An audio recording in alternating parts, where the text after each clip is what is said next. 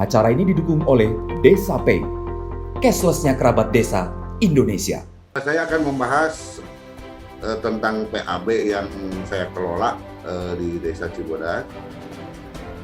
Awalnya berdirinya PAB itu di Desa Cibodas dari tahun 89 sampai tahun sekarang itu udah 32 tahun. Awalnya dulu tuh dibantu oleh Yayasan Care yang kebetulan sekarang mungkin hadir Bapak Agus juga, Bu, yang dulu dari Care-nya secara teknis walaupun secara memberikan bantuan materinya juga yang dulu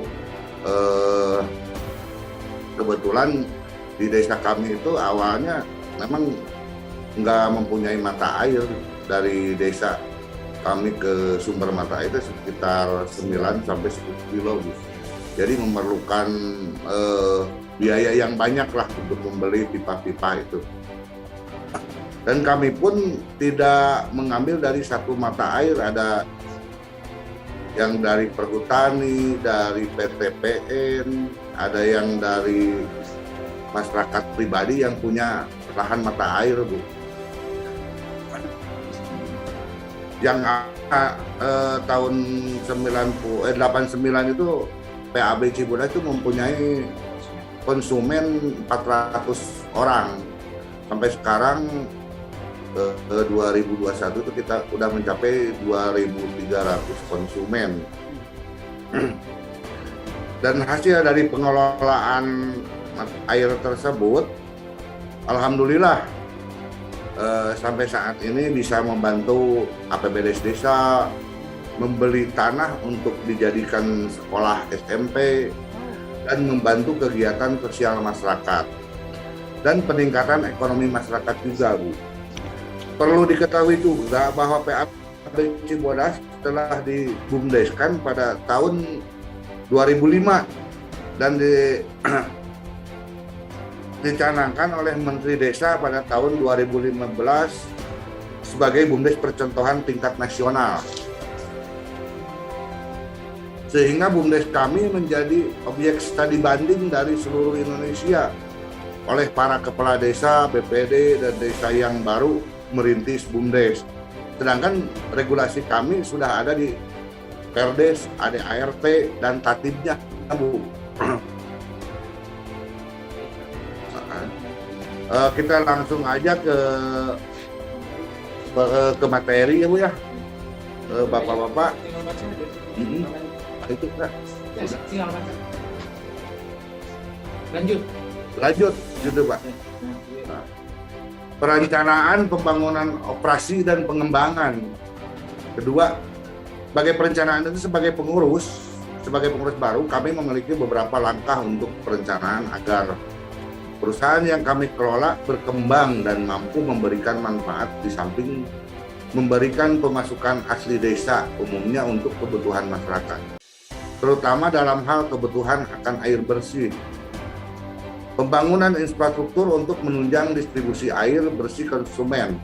Terus kami lakukan seperti pembaruan reservoir air atau bulang dan pembuatan jalur distribusi yang baru macam jalur-jalur induk gitu. Bak penampung juga kita di PAB kami udah ada 21 bak penampung yang isinya sekitar 20.000 liter satu baknya, Bu. Lanjut. Langkah-langkah pengelolaan PAB. Satu, pengecekan jalur distribusi, jalur konsumen dan mater-mater itu sangat penting. Dua, perbaikan dan penggantian jalur distribusi, jalur konsumen dan water meter. Tiga, penyempurnaan struktur organisasi PAB dan tata kerja karyawan. Satu, mengaktifkan kembali penjaga mata air. Dua, pembersihan dan pemeliharaan sumber mata air. Efisiensi biaya operasional. Satu, pelaksanaan absensi sidik jari. Dua, jadi di PAB kami itu udah absensinya udah mengadakan pakai sidik jari gitu. 2. Perbaikan sistem billing tagihan. 3. Pembayaran gaji berdasarkan SOP. Penambahan konsumen baru, pendataan ulang konsumen PAB. 2. Penambahan konsumen baru. Penyesuaian tarif retribusi air. Penyesuaian tarif retribusi air yang ini kita sesuaikan dengan kebutuhan harga-harga macam paralon, water meter, bayar upah gaji karyawan. Jadi kita sesuaikan tarifnya gitu, Bu.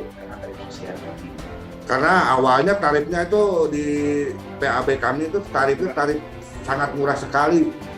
Jadi tarifnya tarif sosial. Dulu mah di angka per 0 sampai 10 kubik itu hanya 10.000.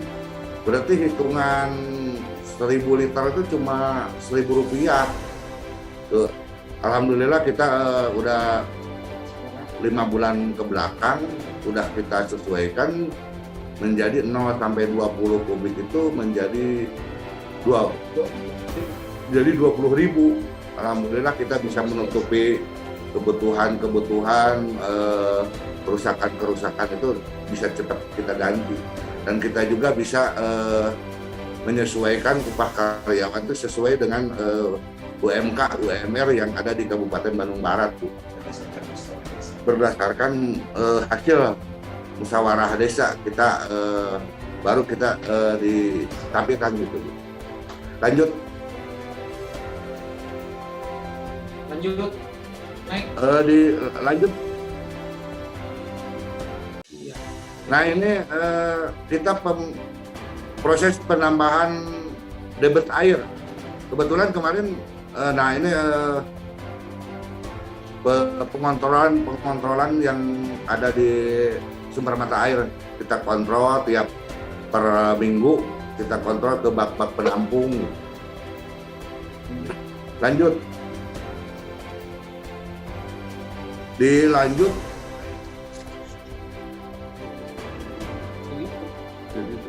Nah, ini kebetulan yang satu ini pengembangan.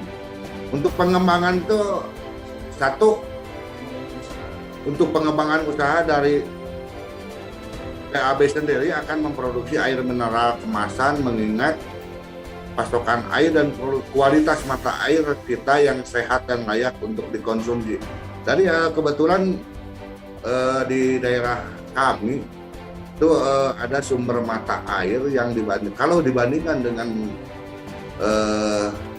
aqua, kemasan aqua itu masih layak mata air yang kita punya gitu. Bahkan bisa langsung diminum dari sumber mata airnya. Kedua, pengembangan SDM, pelatihan teknisi lapangan maupun admin kantor perlu dilakukan agar dapat menciptakan inovasi-inovasi baru dalam pengelolaan BAB PAM. 3. Pemutakhiran data dan water meter. Salah satu aspek terpenting dalam pendapatan atau retribusi dari konsumen adalah akuratnya data dari lapangan seperti angka meter dan kerusakan pipa, jalur distribusi maupun jalur konsumen. Jadi per tiap bulan itu kita ada baca meter, Bu, masih menggunakan baca meter. Langkah ke depan akan kita ditambah dengan menggunakan alat. Jadi kita tidak menggunakan sekarang masih manual. Jadi tiap keliling baca meter setiap bulan sekali. Yang mudah-mudahan kedepannya ada dananya, ada rezekinya, kita akan dibikin modern lah. Kita lanjut. Rencana dan progres PAB Tirta Hurib adalah 1. Perbaikan infrastruktur. 2. Pemeliharaan sumber air. 3. Efisiensi tenaga kerja dan biaya operasional. 4. Penambahan konsumen baru. 5. Biaya pemeliharaan water meter. 6. Progres penggantian water meter. 7. Pembuatan filter di bulang dan mata air yang masih belum optimal gitu. Akan saya bangun bikin bak penampungnya di sana di sumber mata airnya gitu Bu. Di yang ada di daerah Cipabeasan sekitar ya 10 kilo lebih lah kalau dari desa kita. Jadi tidak ada Dan kebetulan sumber mata air yang masuk ke TAB kami semua juga tidak menggunakan alat, tidak menggunakan mesin, semua gravitasi secara manual gitu. Tapi alhamdulillah dari sumber mata air itu pas datangnya ke desa kami itu rata-rata kalau diukur tuh per detiknya nyampe 5 liter, 4 liter gitu datangnya. Dan kebetulan juga kan di desa kami, di desa Cibodas, Kecamatan Lembang itu hampir 80% petani. Jadi sangat membutuhkan air. Apalagi macam sekarang di masa kemarau itu sangat dibutuhkan.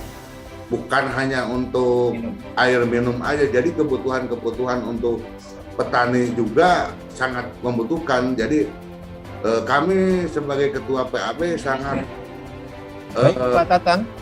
gitu, untuk pelayanan air bersih di desa kami gitu Pak. Alhamdulillah PAB Desa Cibodas itu udah berdiri sampai sekarang tuh 32 tahun tuh. Udah masih bertahan. Pak Agus tuh udah 32 tahun Pak Agus. Alhamdulillah berkat Pak Agus dengan yayasan care-nya masih bisa dinikmati dengan optimal dan maju. Alhamdulillah masyarakat Desa Cibodas itu bisa menikmati sampai sekarang Pak Gus. Alhamdulillah. Dilanjut Pak. Tantangan yang dihadapi dalam pengelolaan TAB terserah spam, tantangan alam, kondisi alam sangat penting dalam tersedianya pasokan air. Ada beberapa tantangan kita ke depan seperti penjagaan atau konservasi sekitar mata air yang sekarang sudah ada yang dibuka untuk lahan pertanian masyarakat yang seharusnya hidup pohon-pohon besar yang menyimpan air. Sekarang perlahan mulai berkurang. Ya, alhamdulillah kita Maaf Pak Tatang, bisa dipersingkat lagi? Waktu kita sudah hampir habis. Langkah-langkah antisipasi, satu, bekerja sama dengan pihak terkait yaitu Perhutani dan PTPN 8 untuk penghijauan area sumber mata air atau penanaman bibit pohon besar Pak. Dua, relokasi masyarakat yang membuka lahan di sekitar kawasan sumber mata air yang tentunya akan mengganggu pasokan dan kebersihan lingkungan sekitar mata air karena pencemaran seperti pestisida dan lain-lain yang akan berpengaruh pada kelayakan air dan konsumsi Pak. Dilanjut Pak. Dikit lagi dilanjut Pak. Habis.